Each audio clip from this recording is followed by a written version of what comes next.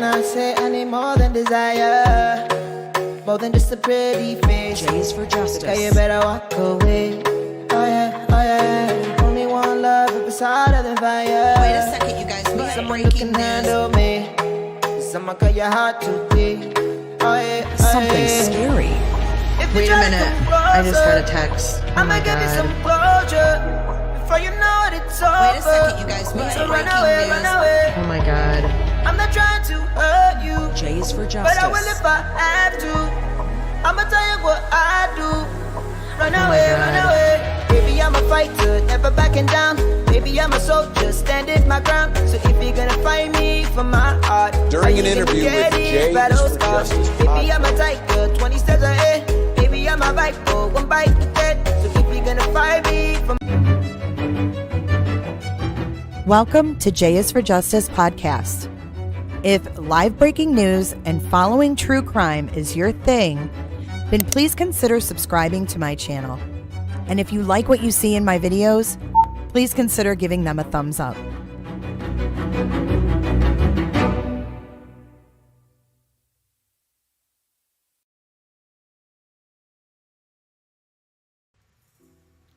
Hey, long time no see. Welcome back to J is for Justice. I actually was going to get myself a shower and come back on and look you guys in the face, but I got caught up doing other stuff. And in the meantime, I found out that this press conference was put off until 2 p.m. Eastern Standard Time for the blue alert that went on in Florida overnight. So we will be tuning into that at 2 p.m. So we've got an hour. So we're going to go over some other stories first, and then I will recap the blue alert, explain what that means, and then we will watch that press conference and find out what it's all about. Mike Stanner says, long time no hear. Good to see ya again today. Bonnie, what up? Princess Mariposa. Pammy B and Partirter Roberta is driving and listening. Be careful. Hey, Margaret Allen. Thank you to all the members that are here today. thank you so much. Lucia. All right, our first story. Let's get into it, shall we? We know that the content is never ending in the state of Florida when it comes to crimes. It's like a known fact. Like everybody knows this. Everybody knows Florida has the craziest crimes. What up, Kim Maple? Maple syrup? These nuts. What's up, Tracy? Let me tell you something else, Ashley, before you interrupt me again. Can you guys hear the background music, or is it too low?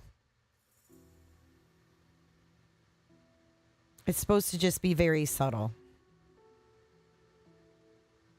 Let me know in chat. You just finished cooking. What'd you make? Because I'm starving Marvin. If you guys at any point in time, if you want to know the email, you can put !email. If you want to know the team email, I don't remember the code. Maybe they can put it in chat and then you'll see. But you guys can all do that. You're all able to do those commands. What up, Squids? You're all able to do those commands whenever you want.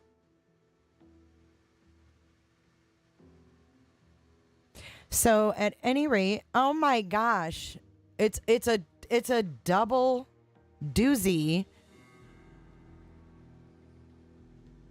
Maybe that's a sign. I respect you. From Steve. Steve, so much. Thank you so much for your super chat. J is for just so gosh darn freaking beautiful. Respect for all the hard work you do. Beautiful is just the bonus. Like, duh. Thank you, Steve.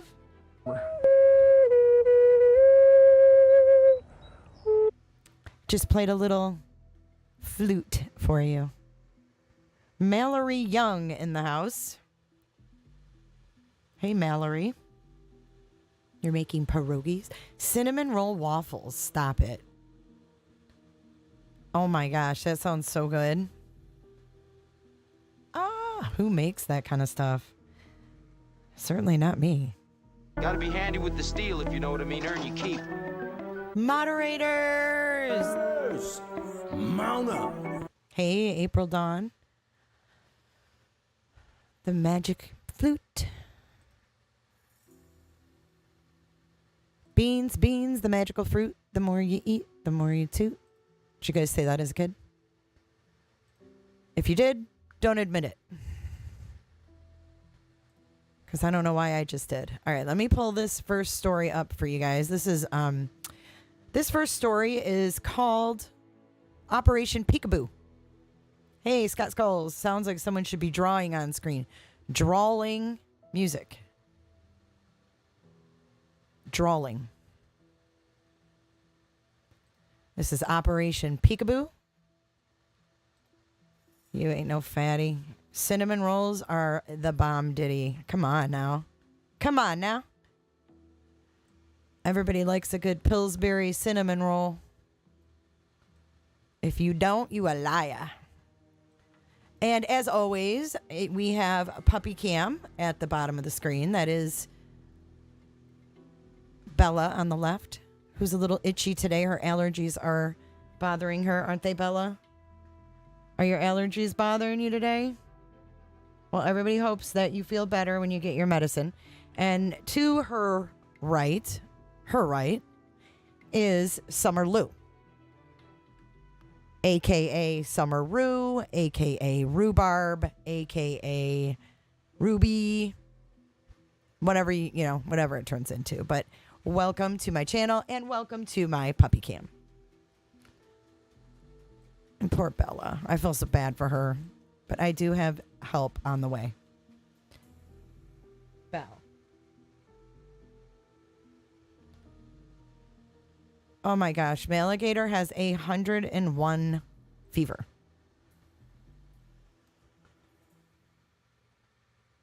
Ashley, nobody said yikes, he hasn't come home, Ashley. Yes, I gave her an allergy pill this morning. Just a little bit ago.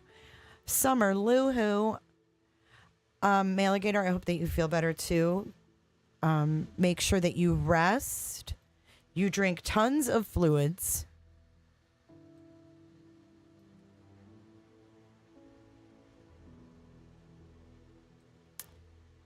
And take your meds. Make your kids wait on you for a change. Okay, so this is Operation Peekaboo.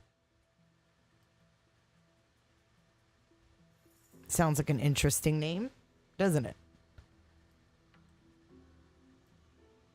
All right, let me see here.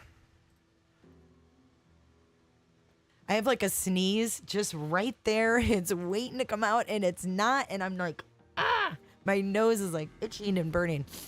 I hate that feeling. Like, just come out already. I know people that can sneeze on demand. It's so bizarre. You guys ever seen that happen? People that can sneeze on demand, burp on demand. Like you tell them to burp and they can make themselves burp. Anyhow,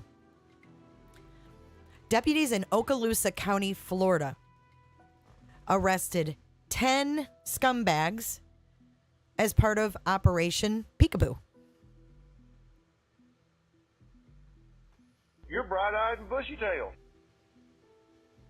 Shalimar, Florida. Yeah, Operation Peekaboo.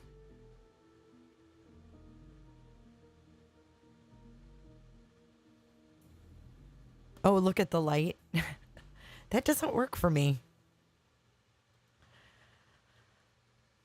So this was updated yesterday at 4:00 p.m. Undercover officers with the Okaloosa County Sheriff's Office arrested 10 men this month for internet crimes against children. With an increased ICAC division, which is the Internet Crimes Against Children Division, Now, let me just say the Okaloosa County Sheriff's Department in Shalimar, Florida, has an Internet Crimes Against Children division.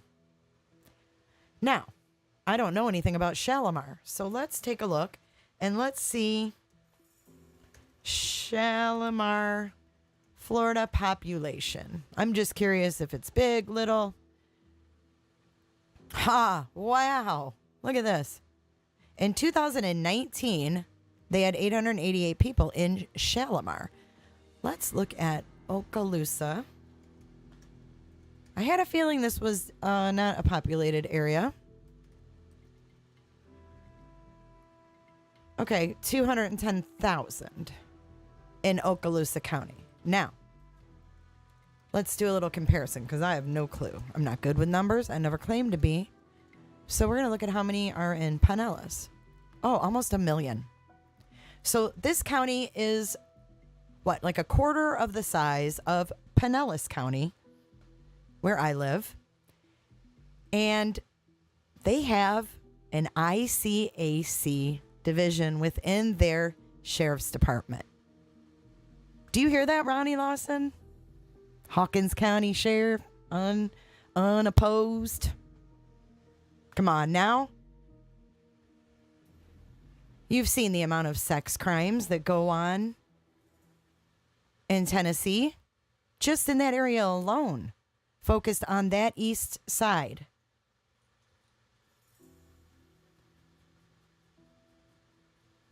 April King, I do have suggestions. Yeah, email me. You live there? You live in where? Shalimar? I don't know. I think this is a really awesome thing.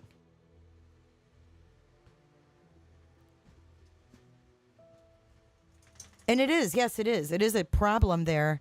It is a bigger problem there than in some areas, yes. But it's also a big problem in other states. So I really feel like Florida has always kind of set the bar. I mean, Sheriff Grady Judd alone sets the bar.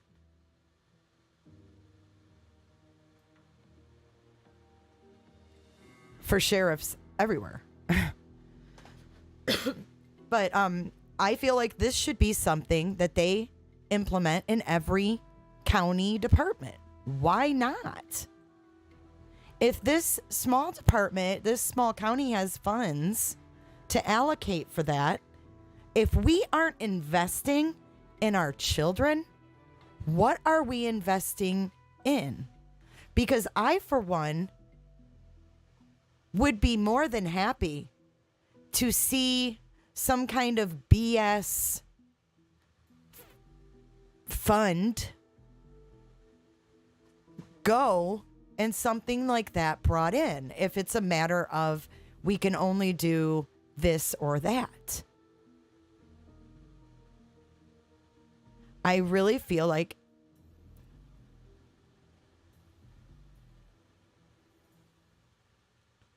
more can be done. More can be done than sitting in your desk chair saying, we don't have a drug county here in or a drug problem in Beach Creek. So he would probably also deny all of the other problems that are in that area. And we still have a missing 5-year-old girl from that area with no answers and no evidence. Why is Ronnie Lawson, as unopposed Hawkins County Sheriff, is he implementing something like this? Because most of the busts that I hear there are done by the TBI. So let me have a little fun, would you please? All right, let's continue with Operation Peekaboo. And we're going to watch a little presser on this too. But look at Herbert Andrew Schmidt over here. Look at this guy. Look at this scum. Why does he look like the Austin Powers guy?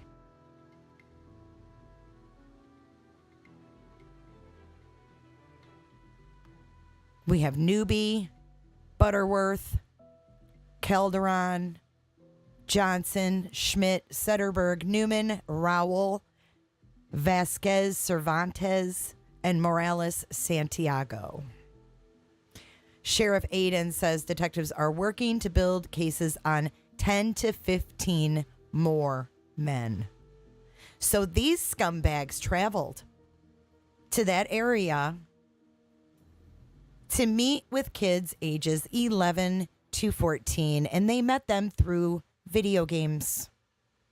Video games.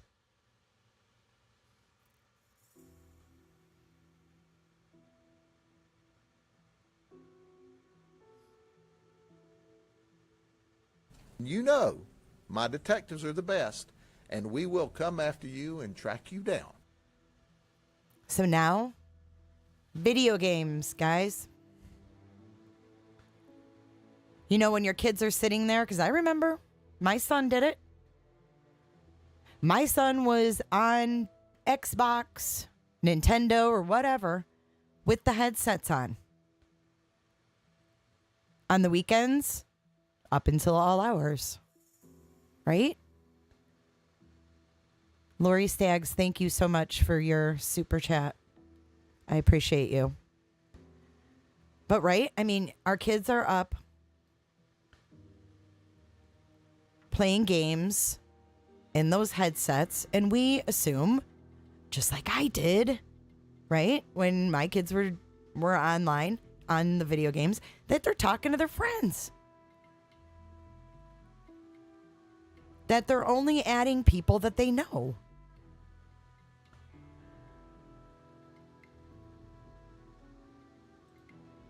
Now we have to check their video games.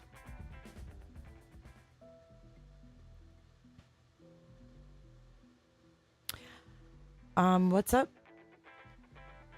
Spelling mistakes. What do you mean?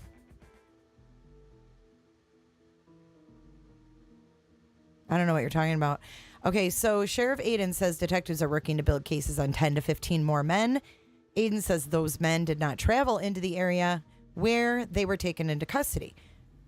OCSO says these men solicited agents pretending to be kids, ages 11 to 14.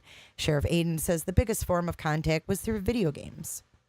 Watch the full press conference with Sheriff Aiden and the ICAC team below. And I'm going to play this because I want to see what the ICAC team has to say. And also, I want to follow Sheriff Aiden because I think Sheriff Aiden is doing good things.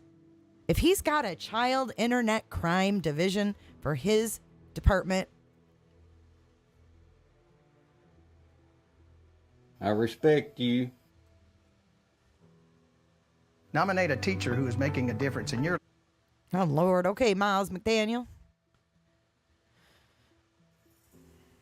All right, here we go. This is the presser. Wow, y'all look sharp.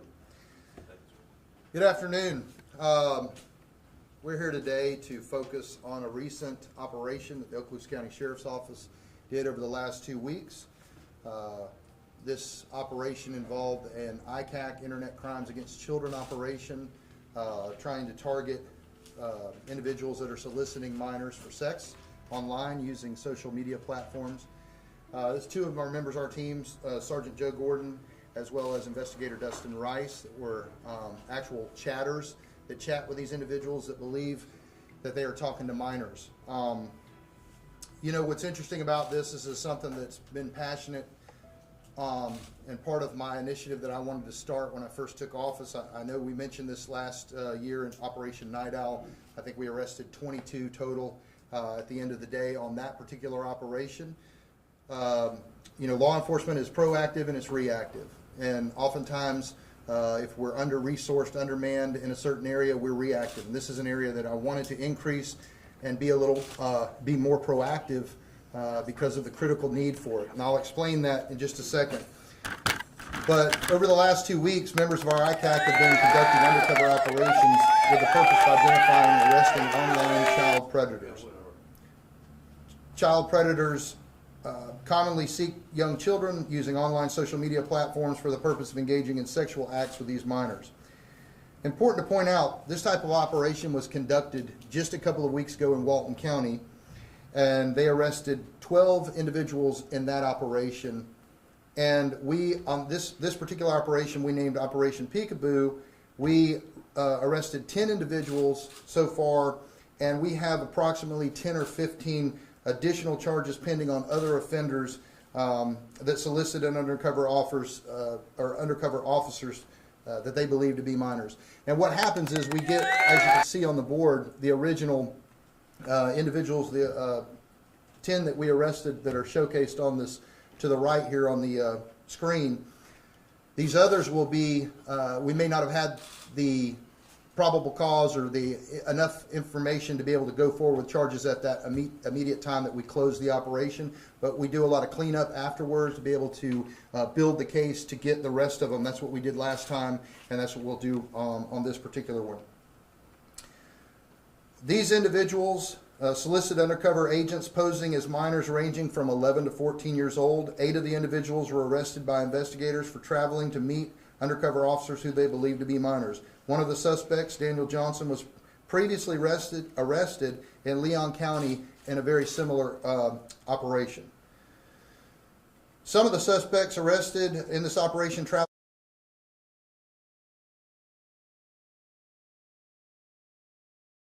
I'm sorry, I have to cut in for a second. So he just said, this is the problem. This is one of the biggest problems with these kinds of crimes. He was arrested in a similar operation. Why is he even able to remotely do the same thing again? Just help a brother out here. These are our kids, you know? From out of town, I think the furthest was Alabama, is that right? Or do you know where the... We had one that traveled from Milton. Milton, okay. Florida. That was the furthest, but they're all locals.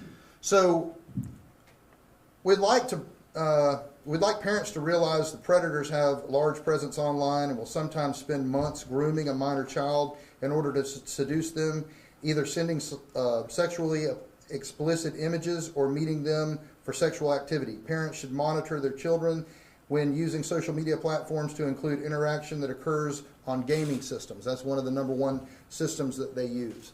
So as you can see, these 10 here were all involved in the operation and all traveled to meet minors and subsequently were arrested. So I'll be glad to answer any questions. This is something, again, that we're going to continue to be proactive. And the sad thing is,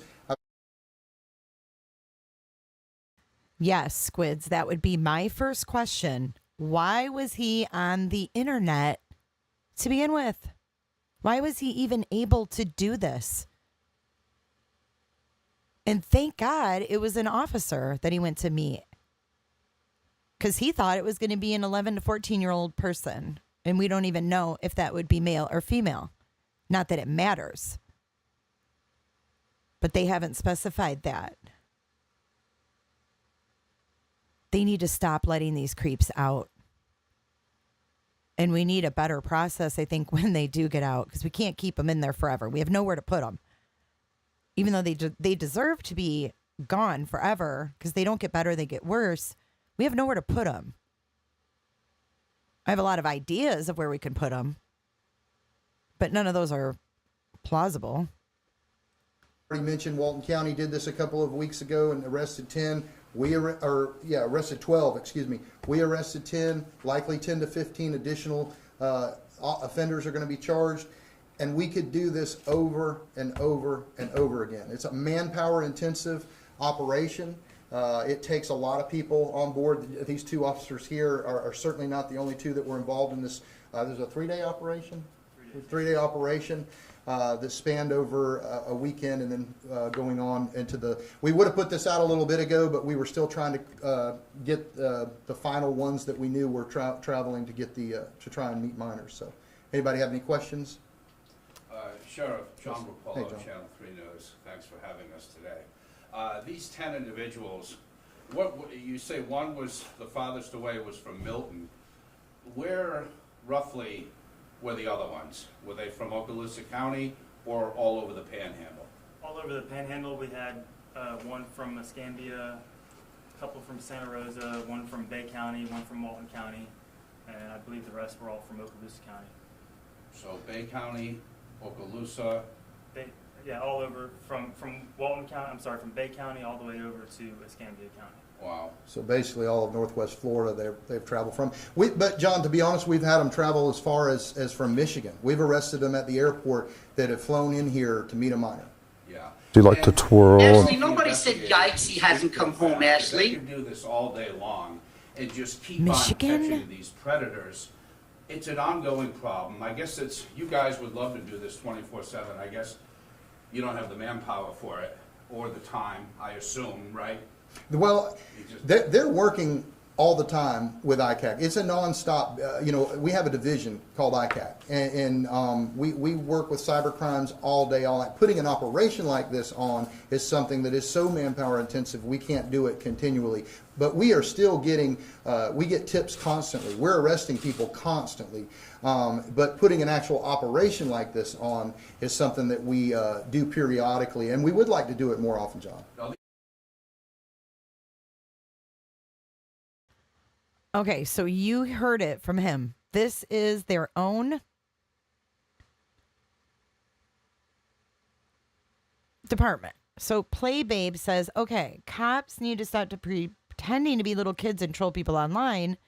This is what creates problems and make them escalate further. We need to learn our children better and guide them. They're children.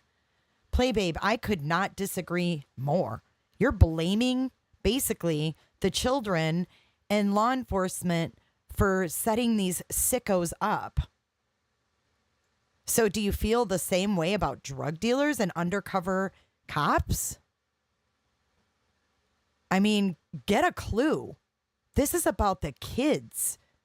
And you're pretty much saying in here in front of 250 people that the cops need to stop catching these creeps.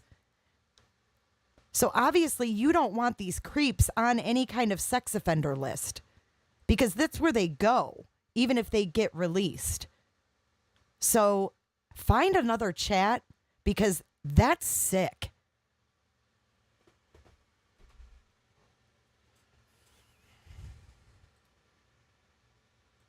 The ones who traveled.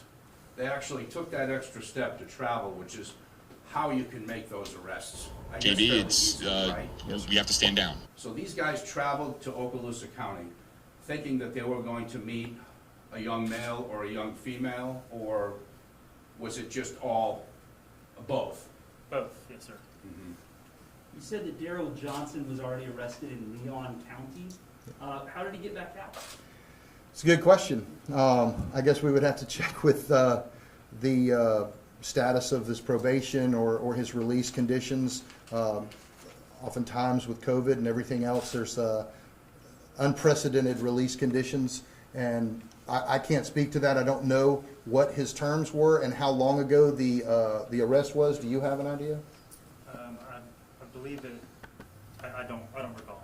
And So where was he arrested prior? Leon County, Tallahassee. Okay, and that's Daniel Johnson.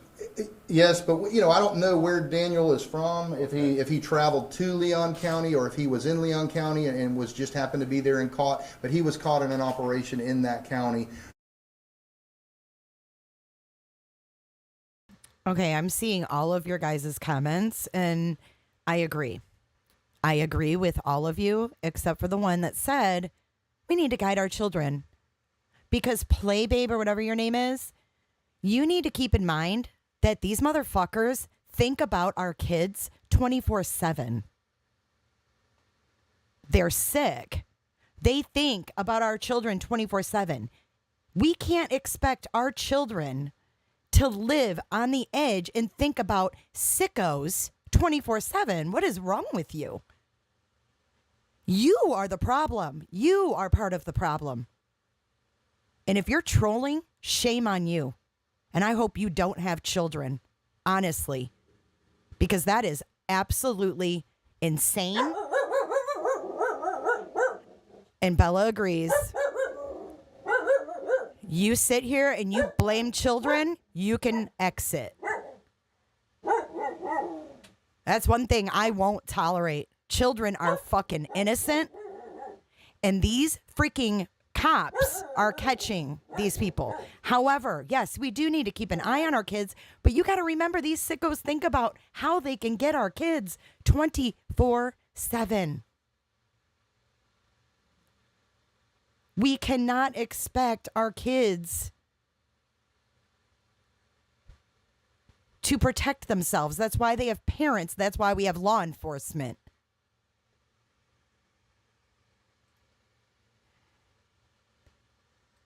Obviously, he was out, Chris, to your point, which is unfortunate. And we got him again. Hopefully, he'll stay behind bars. So how much does it cost to run one of these operations, and how much is there a dollar amount or something that could be given to you guys from the county or other agencies in order to fund something like this more frequently? Well, we're funded like anything else through our general fund, and our fund pays their salaries, and our salaries are basically the cost of manpower, labor intensive. See, this is a no-brainer, you guys. This is a no-brainer. This comes right out of their general fund. This sheriff has managed to work this in and pay them their regular salaries to do this job. The internet crimes against children, full-time. That means they're following up on tips full-time that just have to do with internet crimes against kids. I don't know how anyone on this earth could not applaud that. Operations. We have equipment. We have specialized equipment for this specific function. It's very expensive, and we have purchased new equipment through the years. And really, it's more about trying to put more personnel. We've added personnel to that unit because, again, with law enforcement, you fight crime two ways: persons and money. And so we had to put more people to it, which costs more money. To put a dollar figure on it would be hard. You would have to come up with their hourly average rate and then do it times 3 days, because it was hours and hours of the operation times. How many folks did you have working on this operation? All in all, it was about 16 people. So 16 people and 3 days. So June's not that far away as we start to prepare for the county's budget session. Are you going to be asking for more money to do stuff like this? Yeah, we have obviously priorities. The county commission was gracious enough to accept me adding a position in that. We did some realignment, but they knew that this was one of my priorities. Some of the commissioners and I discussed it in person about the initiative. All of them were supportive of us growing this particular unit. We have needs in every particular arena, Chris, to be honest with you, but this is one that was passionate to me. It was something that was dear to my heart. I've got 5 kids, 4 daughters, and I've seen firsthand what going down a bad road on social media can get you. So and most parents, if you're like me, you're ignorant as to how smart these smartphones are, and these kids can maneuver a lot better than we can. I mean, I'm preaching to the choir because I said the same thing last year during Operation Night Owl. When we did this in the latter part of the year last year. But here we are again with another operation, with yet another screen full of folks. Sheriff Kimber with News 5. I have a question. With 16 officers on this certain operation, obviously you're messaging these predators, you're baiting them in a way to get them to respond and get down here. How many messages, what is the conversation like to get them on the hook here? Can you talk me through that certain situation? These are the professionals. I would have to say, let Sergeant Joe Gordon or Dustin. Honestly, the conversations are very much... Could you go to the mic? I'm so sorry. Yes, I'm sorry. The conversations are very much led by the suspects that you see up on the screen. They're the ones that lead the conversations on, and the investigators just chat with them and let the conversation be led by the suspects on the screen. Would you say it takes very long, or is it pretty, what you're looking for? We know what we're looking for, and so it really varies. It can be weeks-long, months-long conversations sometimes. Sometimes it can just be an hour, 2 hour long conversation, but it just depends on what the suspect does in the conversation. And maybe a better question for the sheriff, would there be a way you could talk to the kids to avoid certain language, certain ways to interact with people? Is that a tip for parents out there? We've actually done that. Our team, our ICAC team, I've been a part of it before I was the sheriff. We would go out to the youth village. We would go out with the Children's Advocacy Center. We worked in conjunction with those folks. I don't have the knowledge to do it, but our team certainly does be able to explain. And it was interesting to me. I mean, I learned a lot that night about Live 360 and how you can be able to track your kids. They don't like it, but I can tell you that's what we do at the Aiden House. And there's all kinds of ways to get in front of it and trying to at least start getting in, at least on their playing field and learn a little bit about this technology that is overwhelming for somebody my age, frankly. But these children are incredibly talented with this. And then, so what does that mean? They're susceptible to it. And these people don't stop at anything, I mean, you can pretend to be, they will pretend to be a child at first. Oftentimes they will pretend to be a child, and oftentimes our children say their best friend is this person, and I have found that, hold on, you haven't even met this person. Well, they met online, and they don't even know that they're real. So there's a real dangers out there that, I've had to have these same conversations with my own children, but, and then they find out when it's too late. They think they're sending a picture that they might get talked into or coerced into by somebody they think is their peer or their age, and the next thing you know, now they're saying, we're going to tell your mom and daddy, or we're going to do this, and now they're going down a road that they feel they can't come back from. I mean, Channel 3, I believe, just did a story on this not too long ago with a young lady, and how she was subject to being extorted by an individual about pictures. What is the age range of these suspects, and what charges will they be facing? I don't have the age range. I believe the oldest was 69 years old, and the youngest was in his younger 20s. I don't know. So 20s to 69, roughly. And the charges are going to range from, what do you? So you have charges that range from attempted sexual assault, traveling to meet a minor, solicitation of a minor, and use of a two-way communication device. He's evil in the flesh. Sheriff, the press release says the investigation was for 2 weeks. Was that just setting up the operation? The actual operation was 3 days, right? Yeah, we had to delay we wanted to come out with this last week, but yeah, it's over the last 2 weeks because we've done some cleanup, and we're not quite done with that because, like I said, we estimate that we're going to have 10 or 15 more arrests out of this if we can build the case on them. But yeah, the actual operation of the chatting, if I'm correct, is 3 days. But now if they pick it back up, John, and they reach out to us, I mean, we're going to follow up with that.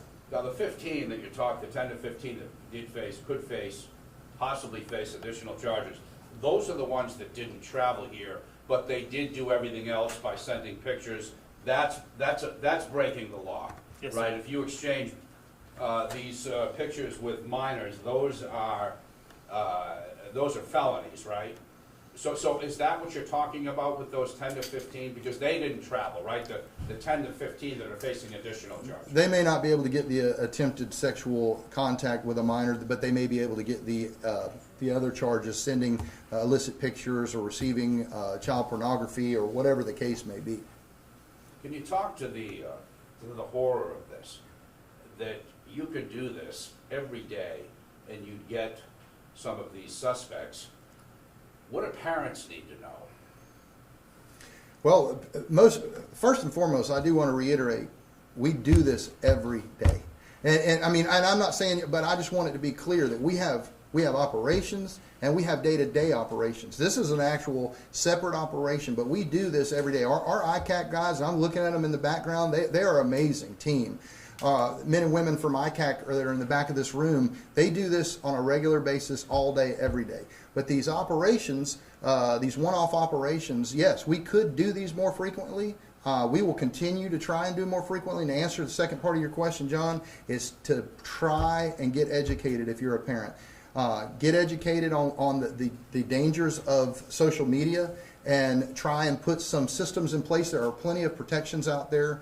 You just got to research them. Or you can call the sheriff's office, call us, and we'll be glad to go over them. Our ICAC team will tell you some of the things that are out there that will help parents try and get in front of this so that their children don't run down a bad road. I mean, what might start out as an innocent game on I don't know, YouTube or one of those, next thing you know, they're running down a road talking to an adult, then they think that's a child. So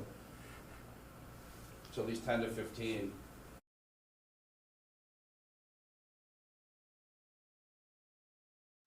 Okay, did you hear that? They are a resource for parents. And we are going to watch a presser in about 20 minutes on the incident in Perry, Florida. That is going to be live at 2 p.m. Eastern.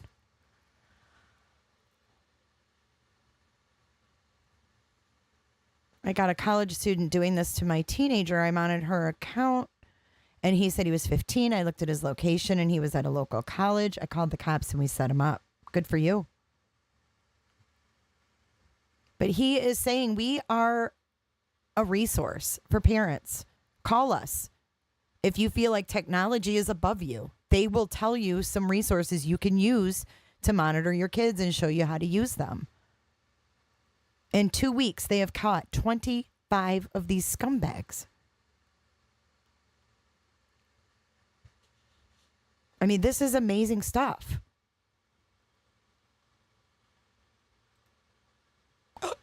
Whoops.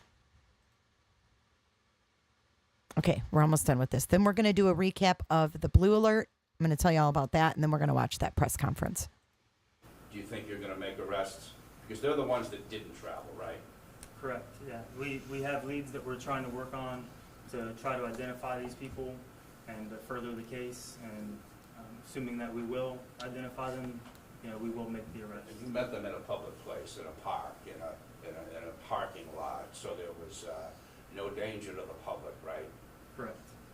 And how many officers were there to take that guy down, these gentlemen? And they're all males, right? Yes, sir. Is that correct? Do you have pictures, more pictures you could give to us, Sheriff, about the takedowns or anything like that, other than the mug shots?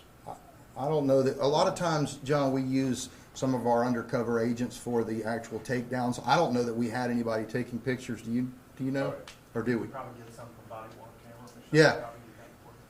Yeah, as long as it's someone that we don't have in an undercover capacity, then we could be glad to share the. I mean, we get some of those videos to Michelle. Right. We don't share video prior to prosecution, but we could take some snapshots of it. Yeah, if you want an action shot of that. And Sheriff, I guess last question for me. These are different men of ages, ethnicities. What do they have in common? A deprived mind.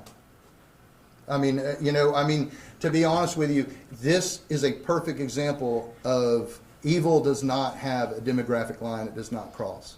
And this is exactly what, I mean, good point. There's every demographic represented up here in age group too. I mean, a large 50-year disparity between the highest and lowest age. So, and how quick, to Sergeant Gordon's point, how quick or how slow these investigations, it just depends on how risky that this individual wants to be, or how, I don't know, charged up they are to try and act out their fantasy.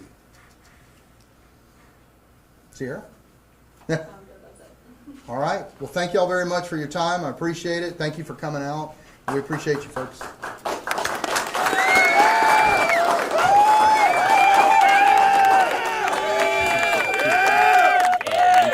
Yes! I don't know. Yes. Thank you, guys. Thank you. Thank you. And we just did Sergeant Gordon did a series of photos that we shared on our Facebook page about. And there you have. I just had a friend Operation direct message. Peekaboo. Osceola County, Florida Sheriff's Department, Sheriff Aden, and the ICAC team that I think every county needs to have. And these are just the ones that didn't travel to the actual location to actually do the deed.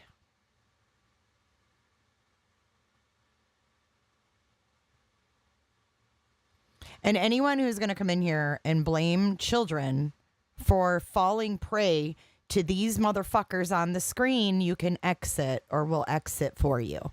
Because that's one thing I'm not going to tolerate is children being blamed for being children. So if anybody comes in here and makes any stupid remarks like that just defy logic and defy common sense, they either are A, like these sickos on the screen, or B, they're trolling. So either way, they don't need to be here. So another point that I want to bring up is there's groups that have labeled themselves as predator hunters. And some of them work with law enforcement and some of them, from what I've seen, do not. Beware of the ones that do not. Just saying. Just like you have people in here saying, oh, blah, blah, blah, the cops need to stop doing this. Who the hell would ever say that? Even if they caught one a year, who would ever say that it's not worth it? If it saves one kid from being raped. One kid. Coming in here saying cops need to stop these operations. Come on. Okay, so moving forward, we had a blue alert last night.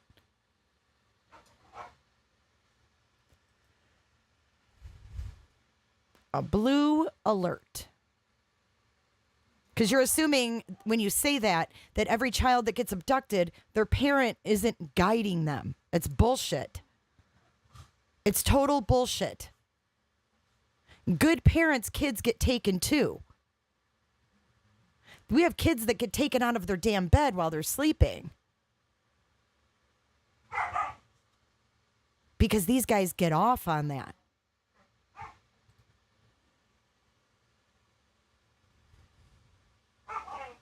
Oh my God, my dogs. Okay, so we're going to go over the blue alert here.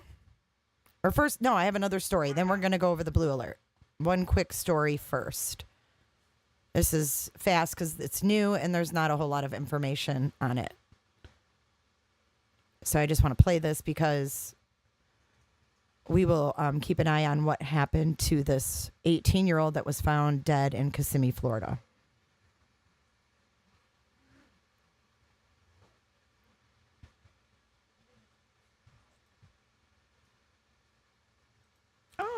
Shoot. Hold on. Need some sound here, don't we?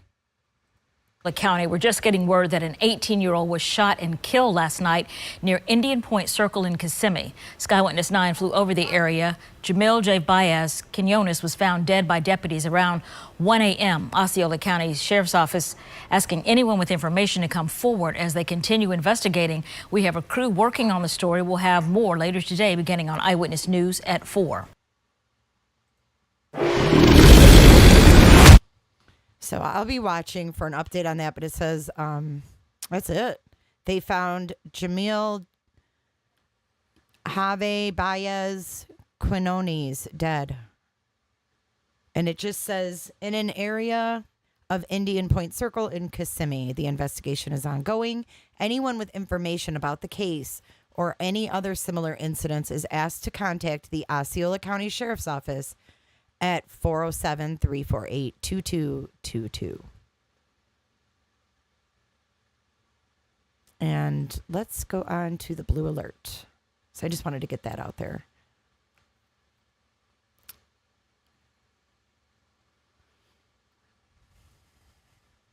And this is we're gonna go over what a blue alert is. Summer, leave her alone. Leave her alone. What is that? Give me it. What is this? Part of your toy? What are you guys choking on it? My God. Sorry. Let me start this over. This alert came in late last night. God dang it.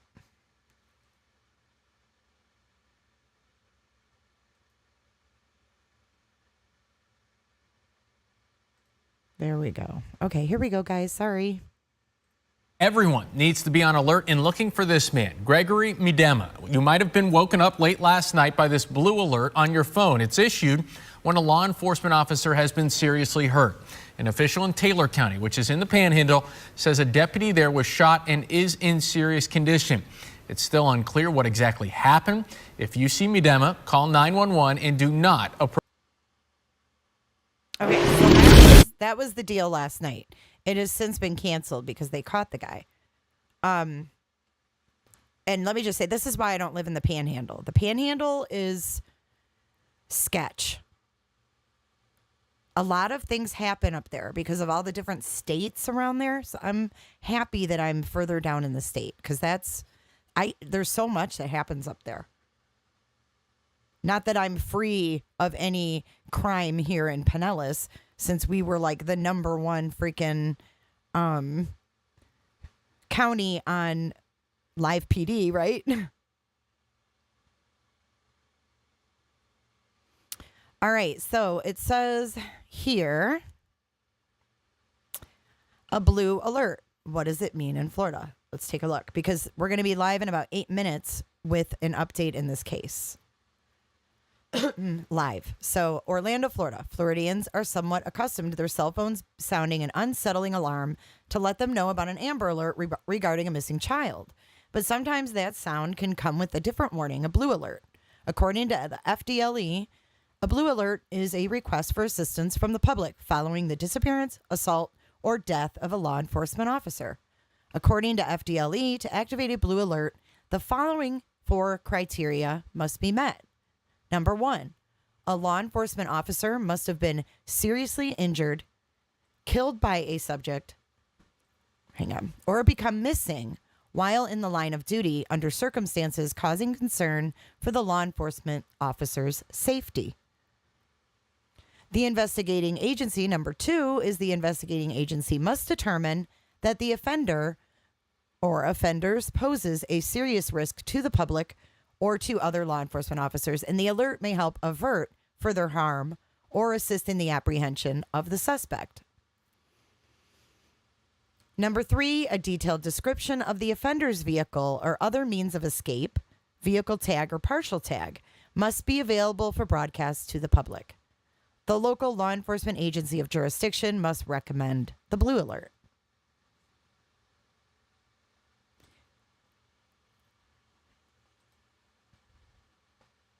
So this is like a little thingy they put together. And I feel like they need the Amber Alert is an amazing tool. But like there's certain criteria that has to be met in order for an Amber Alert to be issued. And this has been something that has come up, and I can probably name 3 missing kids cases right off the top of my head in the past year that this has come up about, that there wasn't criteria for an Amber Alert. However, there was no other thing they could do other than endangered child. So maybe creating a special alert for a child, just like they do the blue alert for the police, would be a good solution. I don't know. So it says, I already read this. This is just a slideshow saying the same thing. So this gives the criteria again. But this man that they were looking for is a sex offender. So we know he shot a deputy, and that deputy was in critical condition. So we're going to obviously in about 5 minutes get an update on that. But here's another story that I just saw over on the side here. And here we go. Lawyer stripped naked at Florida bar. This will lighten things until we get to the presser. And refused to put on clothes. Woman accused of undressing, refusing to put on clothes at bar is Kelly Elkins of the Pinellas County, Florida. This photo is courtesy of the Pinellas County Sheriff. Surprise, surprise, right? What did I just say? A Florida lawyer is facing charges after deputies say she took her clothes off in a bar while drunk. In her arrest affidavit, Pinellas County Sheriff's deputies said Kelly Elkins was at a beach bar and drunk to the point where the manager refused to serve her. Investigators said Elkins then went to the bathroom and came out completely naked, and she refused to leave when the manager asked her to. Bar employees asked Elkins to get dressed multiple times, and according to the affidavit, the deputy escorted her out of the bar and again told her to put her pants on. Just help a brother out here. Defendant refused, stating she was too tired. Several people were inside the beach lounge and billiards in Tampa while this was happening at 2:15 a.m. last Friday. Deputies said they arrested Elkins and brought her to jail on charges of disorderly conduct. Elkins is listed as a member in good standing on the Florida Bar website, and her LinkedIn page says she is a licensed attorney.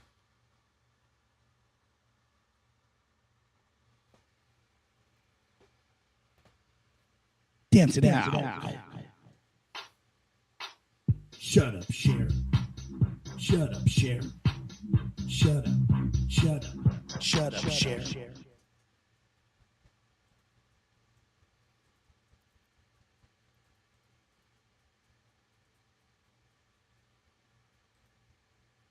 All right, we're going to go over to this press conference and see if it started.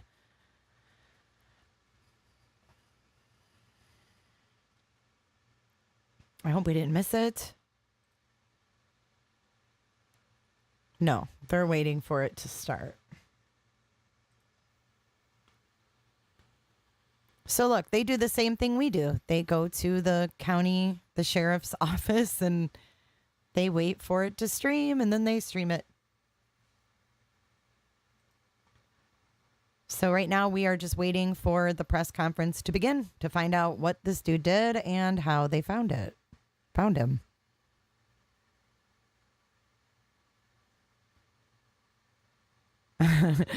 So yeah, back to the the lawyer who wouldn't take her pants and wouldn't put her pants on. One God can judge one. This case is Florida Blue Alert. We just talked about that was issued last night after a man critically injured a deputy by shooting him. And this man is a sex offender that they were looking for. We don't know anything more other than that. And the presser should be beginning shortly.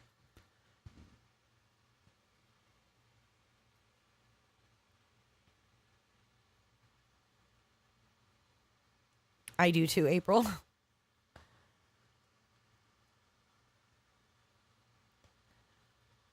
Aw, thanks, Maligator. Hit that thumbs up for Jay working so hard. Hey, you guys, give some love to the moderators. Gotta be handy with the steel, if you know what I mean. Earn your keep. Moderators! Mount up.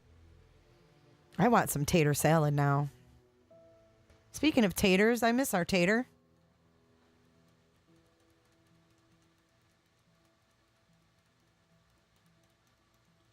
You're welcome, One God Can Judge. You're very welcome. You guys are getting some snow in some places, huh? Look at all the hearts for the moderators. People love you guys. That's the only reason they come here. Ad Rock gave you guys a horse, a running horse. Did you hear me? We're not going to have a good sense of humor if you make us do all this work to track you down. Really, Thomas? Thomas Randall said he was killed by a homeowner when he broke in to avoid capture. That's crazy. Your alias is Tater Tot? -5 in Colorado, Carrie? You can keep that there.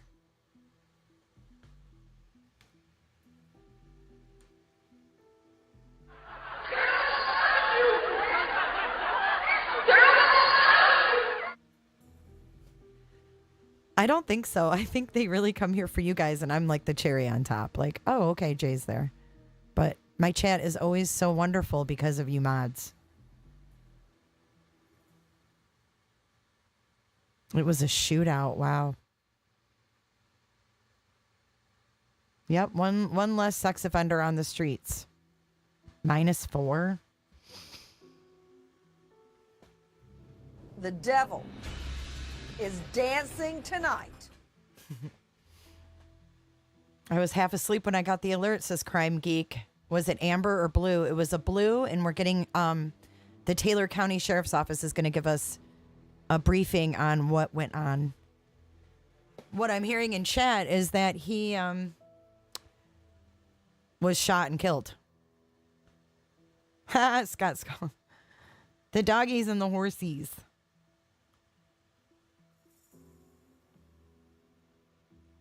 Unleash the lawyers. That's what they should have played for that lady in Tampa. Unleash the lawyers. She unleashed it. All right. Mob scene. I actually do come here to hear Jay. Usually I'm listening while I do housework and take care of my son. That's awesome. Thanks so much, Mob scene. I like your name, by the way. Don't make me cut your mic in the first 3 minutes of the show, please. Hey, Nancy P. As far as I'm concerned, sex offenders and anyone who defends them can Rot in hell. And hey, if you're listening, you can put that on your Christmas tree. I have no idea. Here we go, guys. Troy is a valued employee of Taylor County Sheriff's Office. He is loved by his fellow officers. Oh, this is He's loved by the country, community. Florida. He's Okay. done a very good job for TCSO. So right now, Hang on, their screen sucks. like I say, he's in the hospital, and we wish him a safe and quick recovery. So if you got any questions, I'll try to answer what I can right now. Can I actually just come up and fix my mic? Yeah, fix the mic, please. Your audio sucks. Thank you, Kathy, for fixing the mic. Appreciate you. Watch, I'm going to blow this up, and then they're going to change their angle. Fuckers. So, as for the person who shot Deputy Anderson, as of right now, what's the update with him? We do have a suspect that all that is under investigation right now, and we don't know everything on right now. We just have a suspect. What? And so there are reports that he was found dead. Are those untrue, or can you just not confirm? All that's under investigation. What I want to talk about is what happened to my deputy in Taylor County. We have Sheriff Butler here. He's going to comment on what happened in Dixie County. And as for your deputy here, was he alone when he responded to that call? He was. there backup? Yes, he was. At 9:30 last night, he dispatched that he made a routine traffic stop. He stood up to the building, and the car came on fire. Actually, have you just turn off the tiny mic right there by pressing that button? So sorry for having to. Come on, Kathy. Get that fixed, please. And how long has Deputy Anderson been with you guys? He worked for us previously for a little while and got a better offer and came back. He's been back on our force for about 6 months. Wait a minute. Oh, I can't pause it. It's Just live. speaking to the job and everything that comes with it, talk to me a little bit about what it means for you guys as a law enforcement family when something like this does. Is he drunk? Well, there again, every agency responded to help us. And we're going to continue to work like that. We're going to continue to do that. So if the law is broken in Taylor County, Dixie County, whatever county, our agencies will bind together and we will be on the job and try to stop the bad people from doing what they do. What other agencies will help you with this? We had Highway Patrol, FDLE, Dixie County Sheriff's Office, Swanee County Sheriff's Office, with every surrounding office agency that was available sent somebody last night to try to help us the best they can. What was the suspect pulled over for? Just a routine traffic stop. We don't know if it was speeding. We don't know exactly. He never got that part dispatched back before he went down. Okay. Right now, I'm fixing to turn it over to Sheriff Butler from Dixie County. He'll comment on what happened in Dixie County. I'm sure he is upset, but just, I mean, night and Good day. afternoon, everybody. Sheriff Darby To the Butler last from one. Dixie County, and I just wanted to send our condolences to our friend, our brother, Troy. He was a good friend of mine. Knew him for a long time. Our prayers is with not only Troy, sad. his family, for you, He Sheriff, is and your upset. team. I take that back. We'll be there for anything that you may need from this point on. To pick up where Sheriff Pageant left off, we received the same calls, went out for service from Taylor County SO last night around the 9:30 hour with a deputy possibly shot. Thanks, A Roberta. few moments later, Roberta. confirmed that Deputy Anderson had been shot. We didn't know how bad. He was transported actually into Dixie County, where a staff flight flew him out at that point.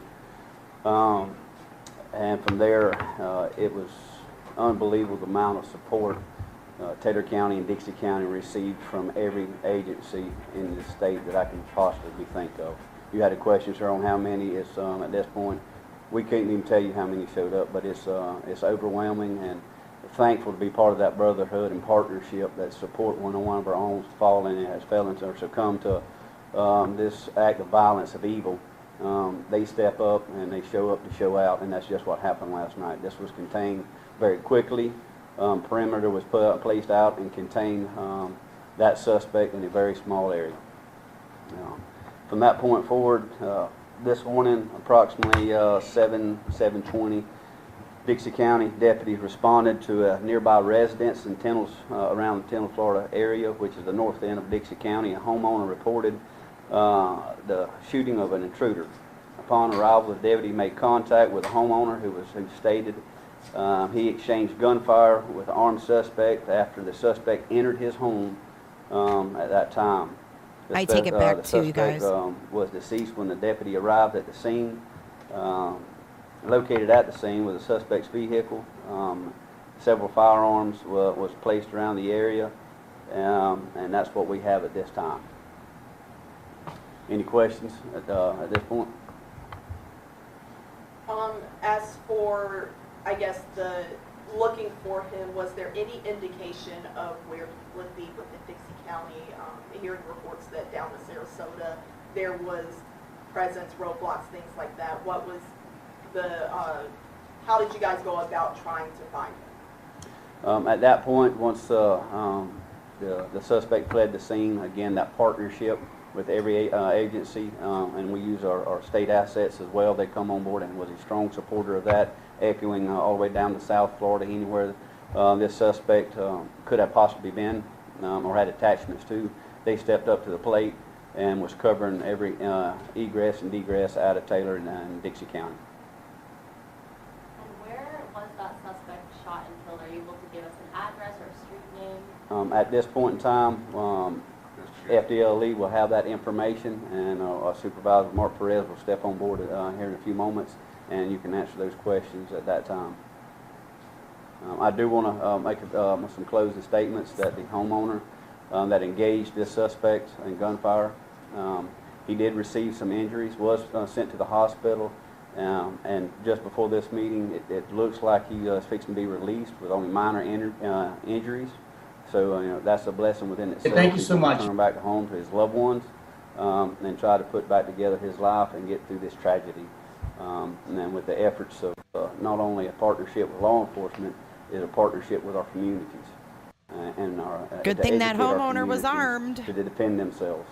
You know, when evil enters your home, you need to protect yourself, because at that point you are the first line of defense. Amen. And I stand on that. Sheriff Pageant stands on that.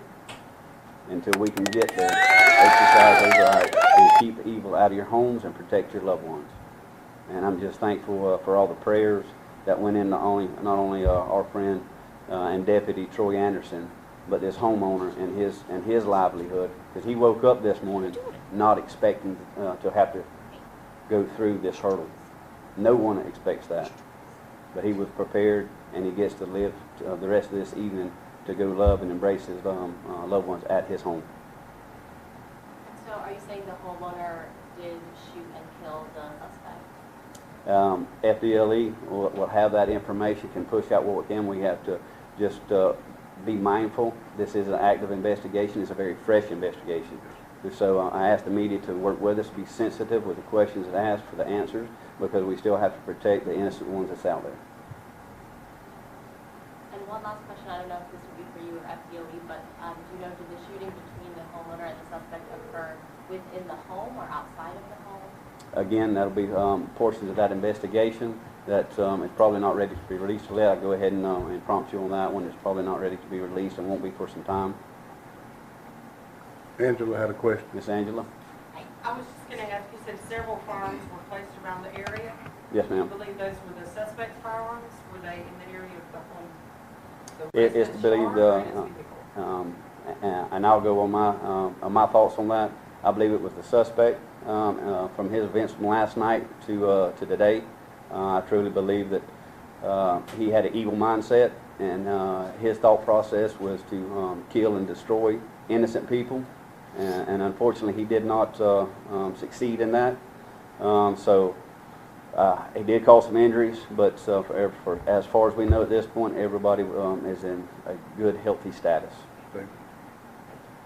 No, the cop is alive. He's in critical condition. Any other questions? All right, at this point, I'd like to thank everybody for coming and letting us get our message out. I'd like to bring to the podium Supervisor with FDLE, Mr. Mark Perez, and maybe he can shed some light on where the investigation is at this point and how it's going to move forward. Thank you. Good afternoon, everyone. Again, I echo Sheriff Butler's sentiments to Sheriff Padgett and Deputy Troy Anderson. We pray for a speedy and a quick recovery, and we certainly send our support to his wife and his family. To go over some of the details, approximately just after 10 p.m., as you had heard, there was an incident that occurred with a roadside shooting of Deputy Anderson. At the request of Sheriff Padgett, FDLE responded to that crime scene to process it forensically as well as provide investigative assistance at that time. We were processing that crime scene through the evening, where, as Sheriff Butler had indicated, a call for service in Dixie County went out and related to a shooting, and Sheriff Butler had requested investigative assistance and forensic assistance as well. The preliminary determination is that this incident that occurred last evening with Deputy Anderson, as well as the incident that occurred in Dixie County at the private residence, was committed by the same individual that was identified in the blue alert that went out. The blue alert was in fact successful in the fact that prior to Deputy Anderson being shot, he did call in a tag. So per the requirements for the blue alert, a vehicle description was able to be obtained, as well as a tag information and registered owner. Additional details from our preliminary investigation did confirm the identity of that vehicle owner and the individual that fired upon Deputy Anderson. The question was asked why parts of South Florida were setting up roadblocks. Again, the blue alert goes out, but the identity of this individual, who again was identified in the blue alert, had ties to Lee County, Florida. He is a registered sex offender in Lee County, and we don't know the exact reasons why he was in North Florida in Taylor County, but in the abundance of caution, we notified through our network, our law enforcement partners, Florida Highway Patrol, and all the corresponding jurisdictions from Taylor County South, to just be on the lookout in the event that this individual was returning back to at least his home address. So that's the question that was posed earlier. We will be conducting the lead for both investigations at the request, both crime scenes at the request of Sheriff Padgett and Sheriff Butler. But again, preliminary indication is it is the same individual that has been identified by the blue alert that perpetrated the incident with Deputy Anderson, as well as the private residence in Dixie County. We are holding some of the details again. I know the question was asked, was the individual shot and killed by the homeowner? Again, we're going to hold those details until we have all the facts and all the determinations have been made by the forensic analysis, as well as witness interviews and other interviews that may need to be conducted. So we'll have more details in the future, but we can confirm it's the same individual. The individual no longer poses a threat to our communities here in North Florida, He does have an extensive criminal history. That can be obtained, again, through his identity through the Blue Alert and other public record access points as well. So, and I'll open it up to any questions. Are you able to say whether the homeowner was struck by gunfire from the suspect? The homeowner was injured. Again, preliminary indication was it was injury related to a gunfire, a gunshot wound. So thankfully he is recovering. But as Sheriff Butler said, we believe his intent was to do the homeowner harm and the other residents or the other individuals inside that residence. So that initial indication is that homeowner defended himself by a threat that was posed at him by the suspect that was trying to gain access to the home. And I don't know if it was mentioned earlier, was the homeowner, it was just them in the home, was there anybody else? Right now, it was the homeowner and one other individual that was inside the home at the time. And are you able to say whether those shots were fired inside the home or just outside the home? We're not going to release the details, but we can certainly say, he was defending his residence at the time of the incident, and he was rightfully defending it based on what we have preliminary indicated. And again, we can confirm through his fingerprints that this is the same individual across the board, and he is deceased at this time. You mentioned a lot of guns and weapons found. As of right now, have you been able to tie those to the gun that shot Deputy Anderson? We can't comment on that currently, but that is part of our investigation. Was it the same weapon used that was used to perpetrate the attack on Deputy Anderson and the location in Dixie County, as well as the other firearms? Where did they come from? How did he obtain them, since he was a convicted felon? So that is part of our investigation. One, to determine the intent.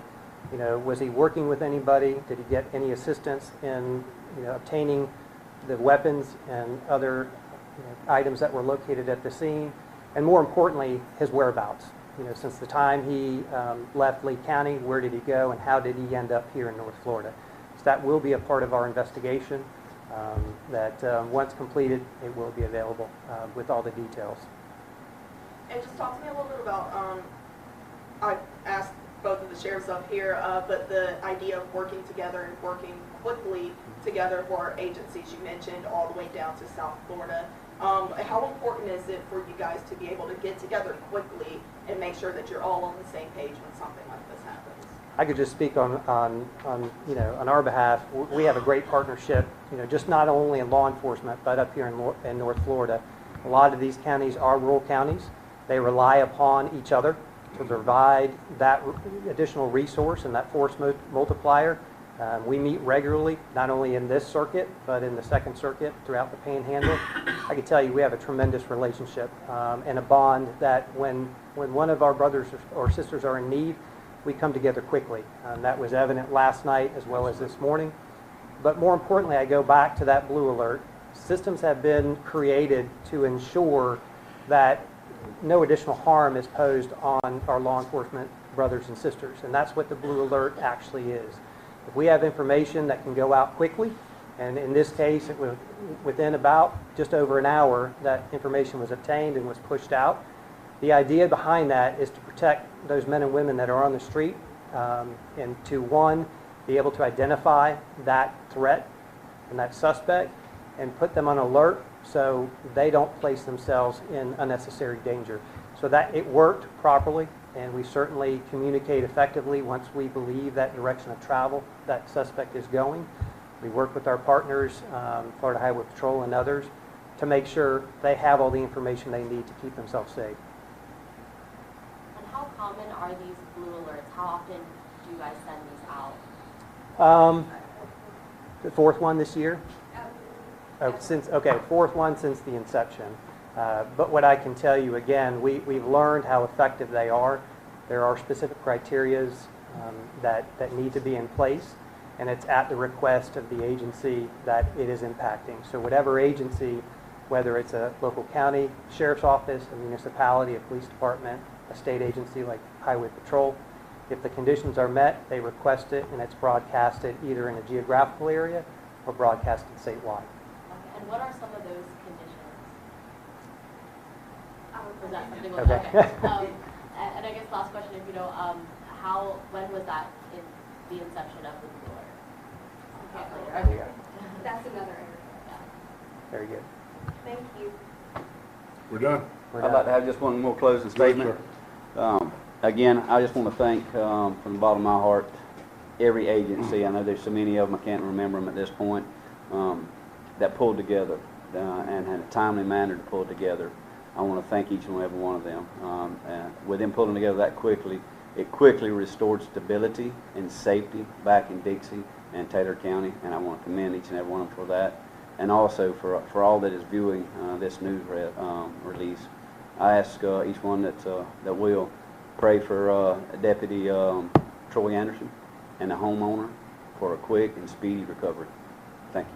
And I do have a follow-up question for the two of you. A lot of people on social media are asking how can they support the deputy, the homeowner, but for anyone who is perhaps trying to give support, what would your message be to those people? Well, what we'll wind up doing is we'll have a number that you can call if you want to donate and help. We'll have that set up, and it'll be publicized where you can help if you want to help. And that'll be both in Dixie and Gilchrist County.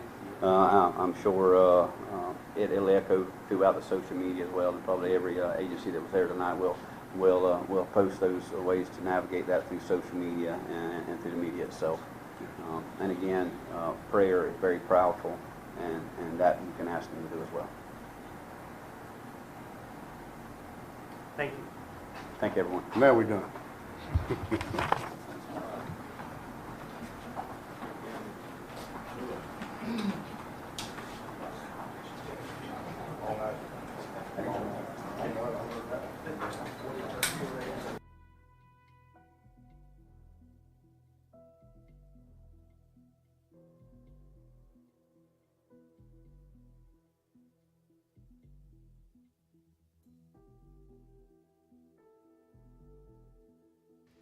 Okay, sorry. I was getting the other thing ready. I was doing the satin sheets. But there you have it, you guys. So this guy was a sex offender. They're not saying why he was down here in Florida. We will find out more because, as you know, this is Florida. Look at my dogs right now. Oh my God, is that the cutest thing?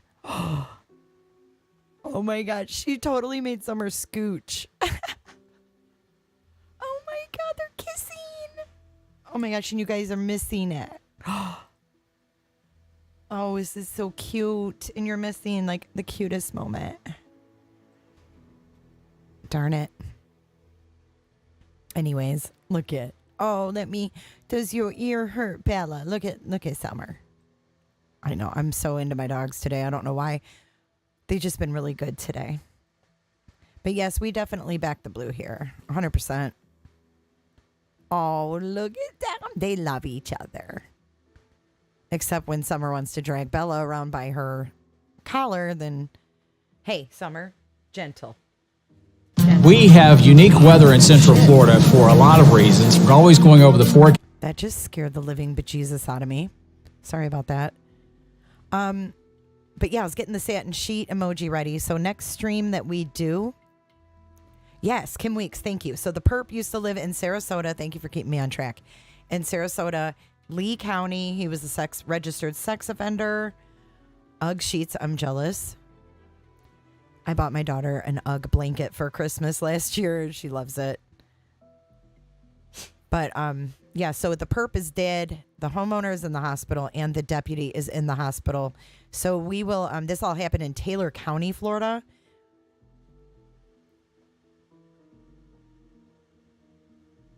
Really, Squids? Yeah, my cameras are old and they suck. Squids, can you email me what camera you use? Because I'll forget. If you put exclamation point email, you'll get my mail. Or my email will come in the chat. And then also I'm excited to announce you guys can send me stuff. I had all of you guys asking me, Jay, where can we send you stuff? Has it been scrolling in chat? Let me know, because it should have been. We have an address. It's not a P.O. box. It's an actual address where you can send things to. And don't try shipping anything illegal, because it is monitored. So don't ship me any weed or anything like that, you know? Are you kidding me? Come on, girl. Come on, girl.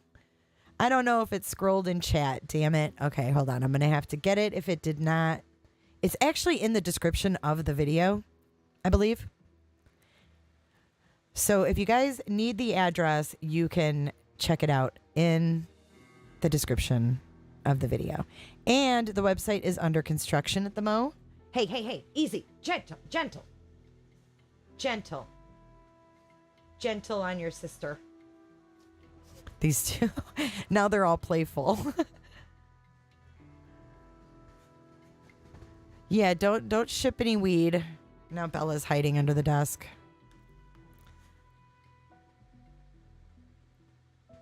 I hold my hand so I can twirl, and I'd hold my arm, and she just sit there and twirl till my arm just about give out.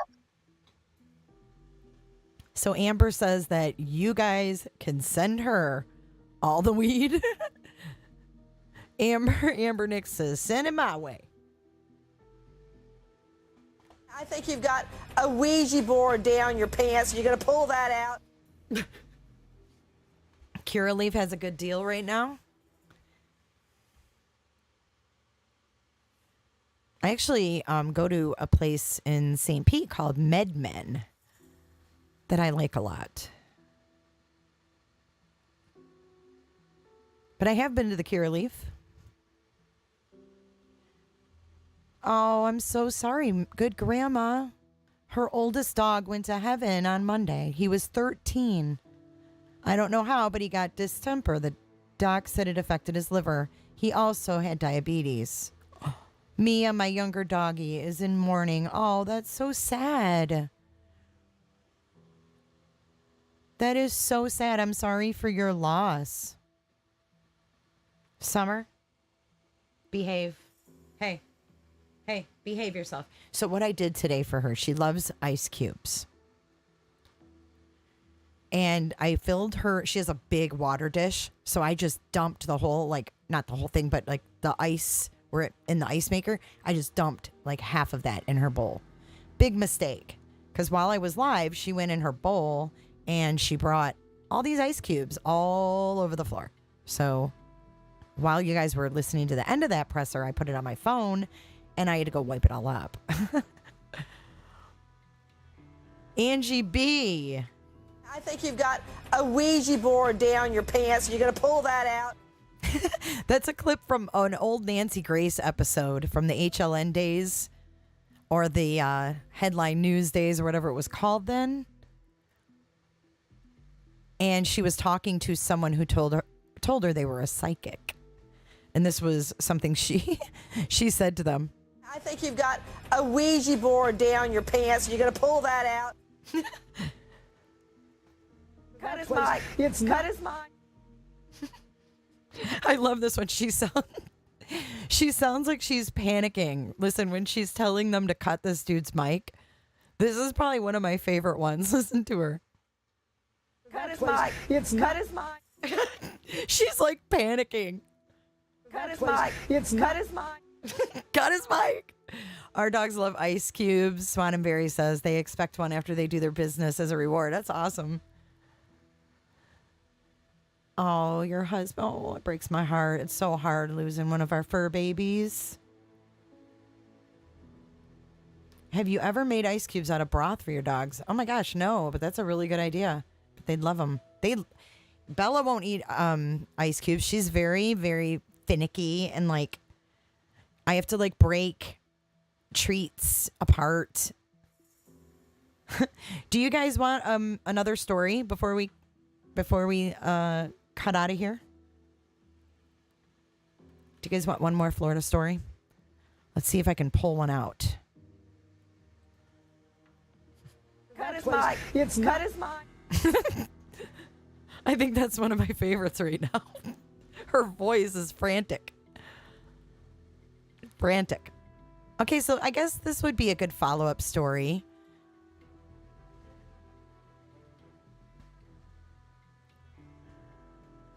Courtesy of who? JB, it's we have to stand down. Don't strike me, JB. Don't strike me. They like to strike me when I use their news. I don't know why. I'm not quite sure, but JB, it's we have to stand down. You know, the proof is in the pudding, if you will. Ava Majuri is a growing social media star. Give me like all ideas in the comments. The 15-year-old has more than 1.2 million followers on. I guess it would help if I actually shared my screen. You're just supposed to guess what I'm watching. Guess the video, Roberters. Roberta. You like the Ouija board? Or no, what is it? Which one is the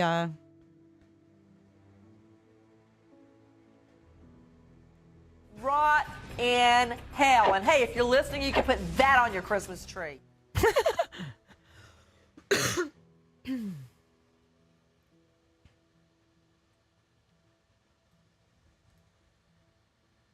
TikTok. All right, let's start this over. So in light of defending yourself and protecting the ones you love, I bring you this story out of Tampa, Florida. Majuri is a growing social media star. Give me like all ideas in the comments. The 15-year-old has more than 1.2 million followers on TikTok. But last summer, her family says one of those followers showed up at the family's Florida home with a gun. Somebody had attempted to breach the door with, I presume, a shotgun. Ava's father, Rob, a retired police lieutenant, sprang into action, saying he eventually shot the intruder. At that point, I took action and neutralized the threat. The Majuris say the alleged gunman was Eric Justin, an obsessed fan who sent Ava hundreds of messages on her social media accounts. Ava's parents say at one point they allowed their daughter to sell the 18-year-old 2 selfies she had already posted online, and that he also paid her classmates for information about Ava. But they say Justin then started asking Ava for explicit photos. I had an opportunity to actually text this person and said, hey, you know, she's a minor and you need to not contact her anymore, and we notify the authorities. The day of the shooting, authorities telling local media a man was shot and killed while attempting a home invasion without releasing any names. No one was arrested at the time. Overnight, the Collier County Sheriff's Office sending NBC News a heavily redacted police report, calling the case an ongoing investigation. After the incident, the family moved and Ava started homeschooling. Everything has changed. More security on our end, more reviews of accounts, more checking in, just trying to be normal for Ava. Despite the terrifying ordeal, Ava is still posting on social media. Even afterwards, people seem to say, why would you allow this to continue? It became such a part of her personality and her being that to take it away would maybe harm her more. One of her latest posts, a warning to others, writing on Instagram, I hope my experience will be a teaching moment for not just my friends, but social media users of all ages and backgrounds.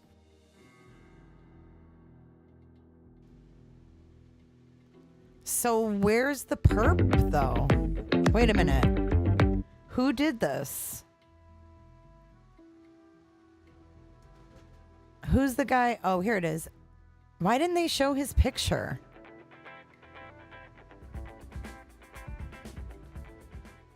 Let's see what he looks like.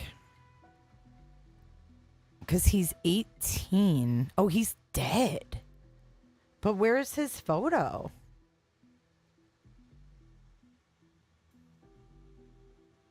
Is this him? Hang on. Why aren't they showing what he looks like? Yeah, I see a lot of you guys are like, why would they let her stay on there? I don't know. Something doesn't seem right, though. To be honest with you. Okay, wait. Here's the son. Let's see what this says. Who was Eric Rowan Justin?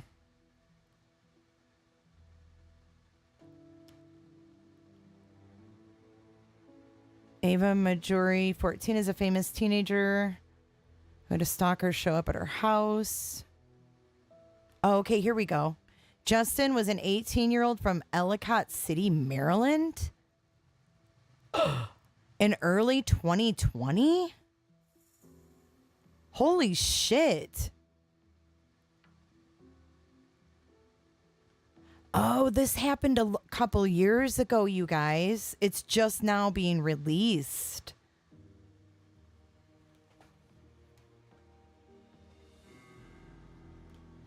Okay, I didn't know that he was dead. Okay, no, that makes sense. No, I'm not saying it's her fault at all. She should be able to be on social media. However, I mean, her dad's a cop, so...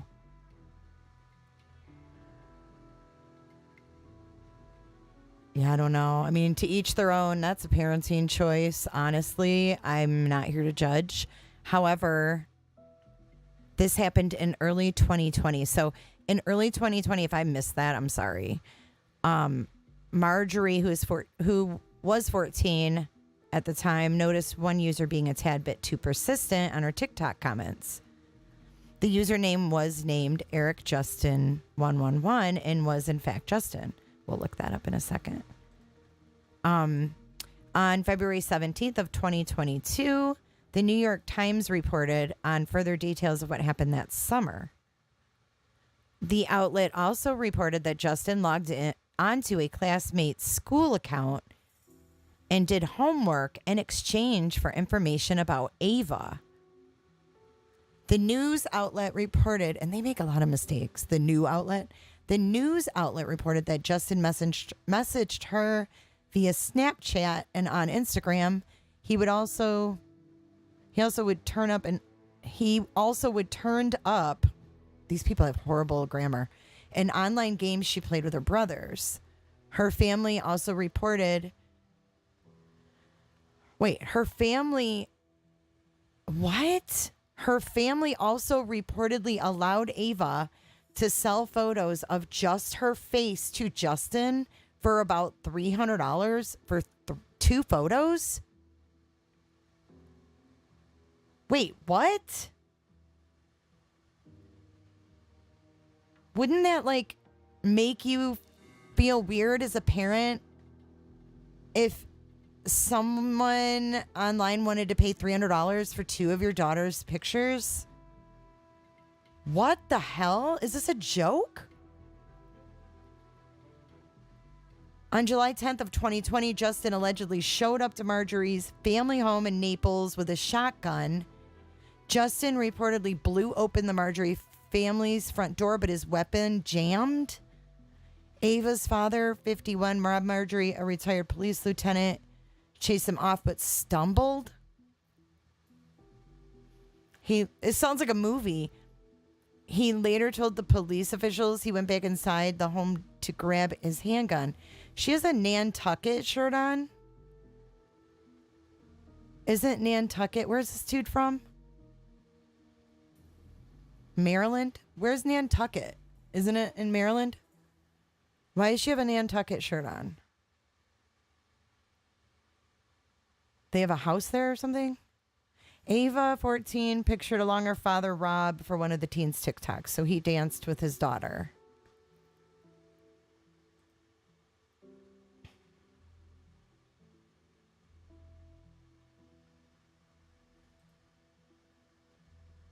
The father stood guard at the family's front door, waiting for Justin to return. Wait a minute. Justin blew open the front door, but his weapon jammed. Then the dude ran off. Her dad chased him, but stumbled. Then he went in his house, got his gun, and waited for him to return. Why would he think he would return? Why would the guy return? If the frickin' dad was chasing you, why would you come back to the house?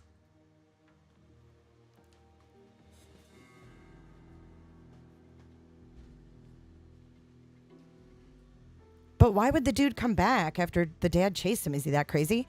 But how did he know? He like stood there waiting. He didn't call the police in the meantime, or?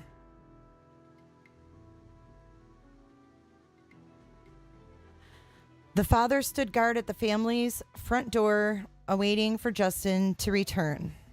When the gunman returned a short time later, Rob reportedly ordered the teen to drop his gun. When Justin instead pointed it at him, Rob shot him. The internet stalker died after being shot by Marjorie. I was saying Marjorie. Sorry, Marjorie. The Marjorie family moved to Florida from New Jersey back in 2019. And the New York Times reports the teenager is still on the popular social media app. Ava is gaining thousands of dollars in sponsorship deals. She is also gaining the attention from Hollywood producers as well as reality TV. What? As well as reality TV producers for her story. I want to see a body. The fame she has gained from TikTok has trickled into her other social media apps as well. I'm just kidding. Ava is also gaining sponsorship deals on Instagram and Snapchat too. Her creations, her contacts, her videos became such a big part of her that to take it away would have been hard. Her father told the New York Times, "We choose what's best for our family," said her mother, Kim. "We know there are going to be two sides. Some people won't understand." That's the truth. That's with a lot of parenting issues, right? But yeah, there you go. I thought this was actually not going to be like a strange story, but it turned out to be a little weird. It does, Miss Reverter. I agree. It sounds like something like a made-for-TV thing. Roberta.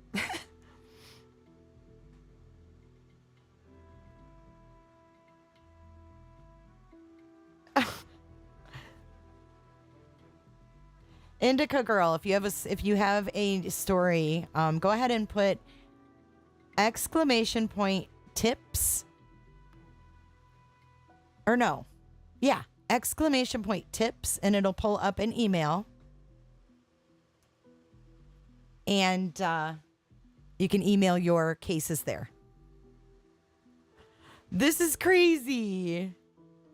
You know, the proof is in the pudding, if you will. He was trying to reenact the case where the guy blew down the door, killed the parents, or take her. At least that's what it sounds to me. What story?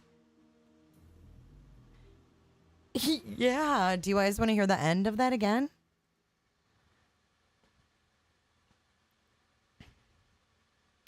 The last paragraph is crazy here. Great here. The last 4 or 5 sentences. Ava is reportedly gaining thousands of dollars in sponsorship deals on TikTok. She also is gaining the attention from Hollywood producers as well as reality TV producers for her story. The fame she has gained from TikTok has trickled into other social media apps as well. Ava is also gaining sponsorship deals on Instagram and Snapchat too. That's correct. Her creations, her contacts, her videos became such a big part of her that to take that away would have been hard. What about when your daughter, like, is she never going to leave the house? Is she, I mean, I get it, she's homeschooled, but I'm sorry, not every 15-year-old needs to be a social media star. It's one thing to have social media. No one's saying that she shouldn't have it. I think what people are saying is that being a star at 15 on social media, I mean, what did we just watch, you guys? It kind of contradicts everything that we just watched and bitched about. You sell your daughter's image. I don't care if it's her face or not. Do you not think that pedophiles can do something nasty to your daughter's face in a picture? This guy's supposed to be a cop? I'm calling bullshit. KB, it's we have to stand down. So when this movie or made for TV reality show comes out,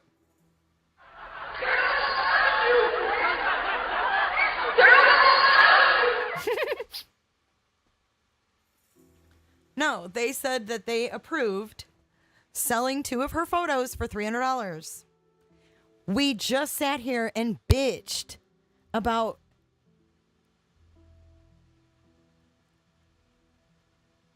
pedophiles. Wait, what, Audrey? Sadly, Jay, you may be covering this family again. I read it wrong. Sadly, Jay, you may be covering this family again for much worse. Angie, maybe the lips-looking mama ass wants to live vicariously through her daughter.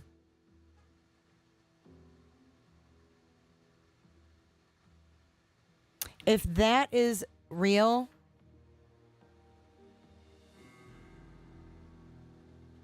shame on this world. Well, I really think that this, I don't know. I mean, yeah, you're right, Squids. I mean, there's other ways to look at this as well, because if you think about it, we are in a different age, right? Like, our kids becoming famous and their kids becoming famous is going to be, let me correct, they did not, wait, hang on. Let me preface this. Let me tell you something else, Ashley, before you interrupt me again. They did not ask for the money. It stated that he offered them $300 and they allowed the sale. So I don't know how the amount came into play here. And now I forgot what I was saying prior to that. But we just watched these creepers. I just think that there's... we just have to be very careful. And it doesn't sound like they're being cautious. It sounds to me like they think that their daughter should be able to do anything she wants and not be subject to any kind of threats. That's not reality. I just don't think that's reality. Daddy's not always going to be there. We have to be smart as well.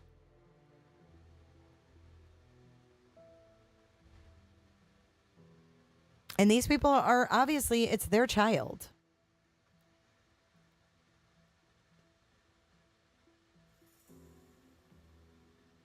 I wouldn't do it with my daughter. No way in hell.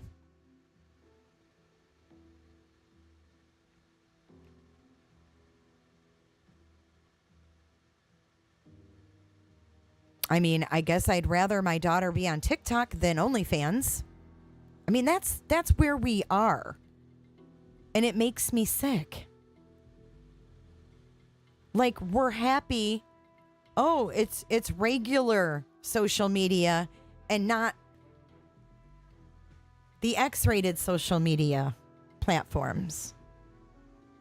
And the way that our kids become famous is a lot different than what it was like, at least when I was a kid. I'm 48 years old. And when I was a kid, when we talked about becoming famous, we talked about becoming an actress or a lawyer or, you know, a doctor or, you know, whatever you wish your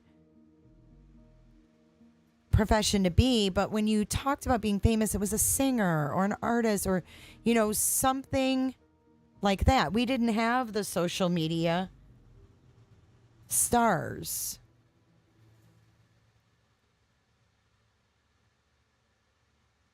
But then we also have to realize,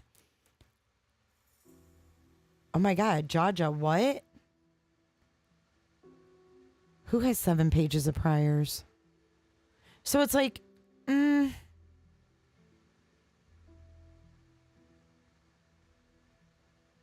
yeah, exactly, Squids. He says, I'm wrestling with this as we speak. My boys want to start a YouTube channel, and it's really what they want.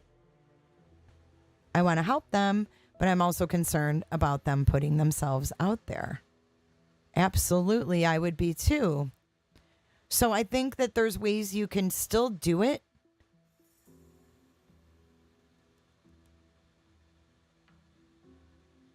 I think there are ways that you could still do it and be safe. So I don't know if that means making them new gamer tags that only a few people know who they are, and then them using only their first names or something like that on the channel. I think that if you Google it, you'll see that there's people that do manage to have their kids have successful YouTube and social media platforms with whatever talent they have and still remain safe. So, I mean, how many times have we heard of a YouTube star kid getting gone?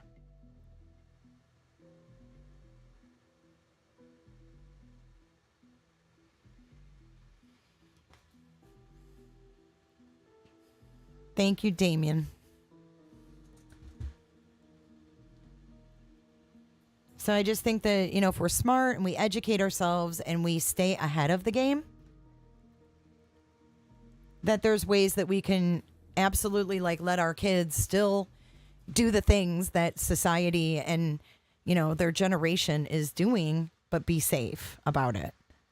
I just think that so oftentimes we get as parents lax, you know, we get lax with everything, but we have to remember not to get lax with this, because I feel like since COVID, with everybody in lockdown,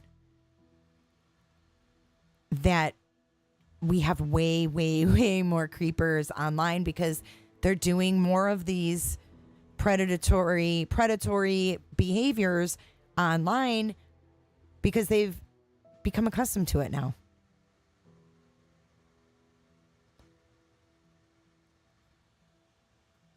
But then again, I mean, maybe the guy wanted the photos and bought them because A, he wanted them from her because she probably signs them, right? Signed glossies. And perhaps that's how he got the address.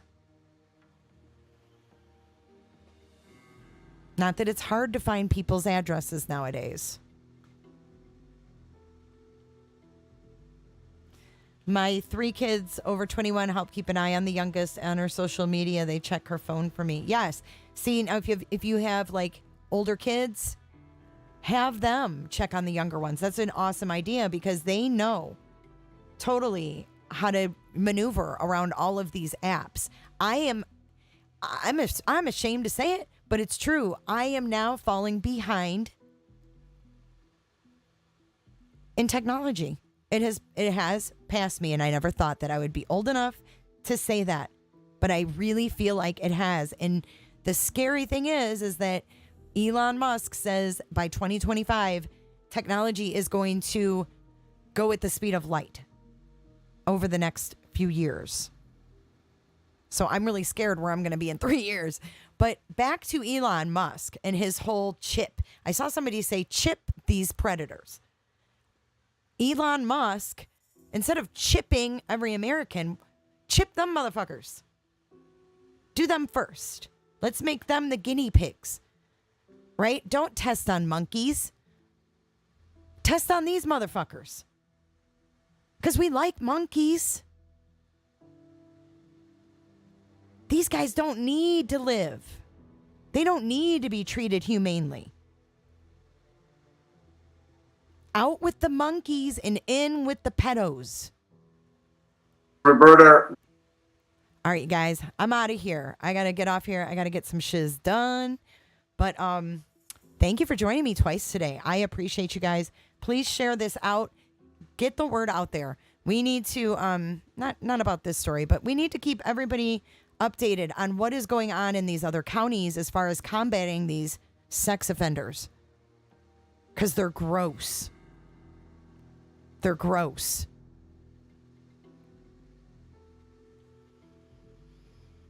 That's correct.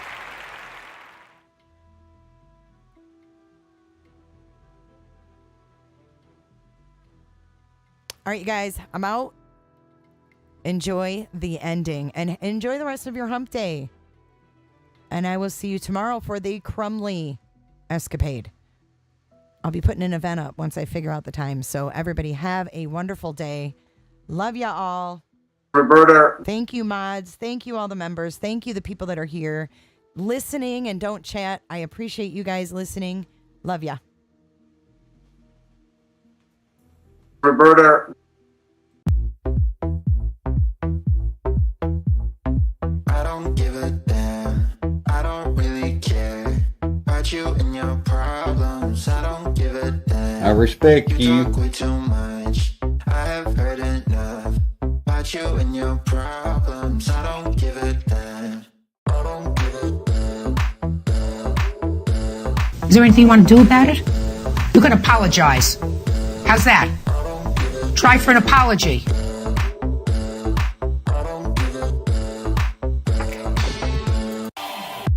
Don't break my door, you fucking bitch. Right? You wanna feel something real, but I'm feeling differently. You're making plans to get to friends, but don't wanna face the fact that I ain't got time, I ain't got time, I ain't got time for that. Staying up late, sleeping all day, dreaming about Cadillacs. Buying new shoes, hanging by the pool, sipping on coke.